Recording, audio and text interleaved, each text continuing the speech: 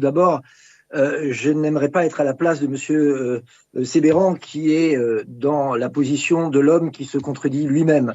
Le même vice-président qui, en 2019, jurait ses grands dieux, alors que le groupe Front National, à l'époque, l'interrogeait, qu'il ne voulait pas alourdir un impôt, qu'il n'était en aucun cas question de toucher à l'harmonisation, et surtout que la taxe sur les cartes grises, nous affirmait-il, de droit dans les yeux, ce sera 42 €, un point, c'est tout.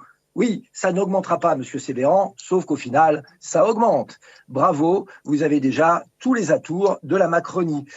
Il faut dire que, Monsieur le Président, votre candidate, Madame Pécresse, lorsqu'elle était ministre du Budget, a créé 24 taxes et que vous êtes dans une filiation directe. Il va falloir arrêter maintenant d'avoir recours systématique au seul argument de la taxe quand vous ne savez rien faire d'autre.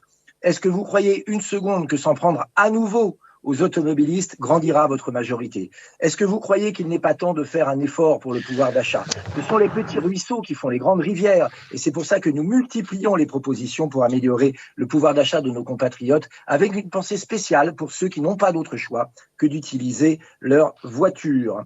Je pense aussi à ces 3 régions à qui on avait promis qu'ils feraient des économies en intégrant le Grand Est. C'était 35 €, le prix de cette taxe en Champagne-Ardenne, 36,50 € en Alsace. Eh bien, ça représente les nouveaux tarifs que vous nous proposez, des augmentations respectives de 37 et 31%. C'est anachronique, irresponsable et inutile. Alors, vous n'aurez jamais la voix des Verts, Monsieur le Président. Vous pouvez ramer, ils ne voteront pas pour vous. La taxe en matière d'environnement, ça ne marche pas. Tiens, tentez d'autres choses. Tentez le localisme, tentez la consommation locale, tentez des mesures intelligentes, mais arrêtez avec cette taxe. Plus loin, aidons nos compatriotes et proposons une baisse de cette taxe. Nos voisins des Hauts-de-France ont une taxe à 33 €. Faisons un pas vers eux. Proposons 38 € et non pas 42. D'ailleurs, Monsieur le Président, j'aurais aimé discuter de tout cela en commission finances, mais le président de cette commission nous l'a refusé. Voilà l'amendement que nous proposons, un amendement de bon sens pour le pouvoir d'achat, contre l'écologie punitive. Merci de votre attention.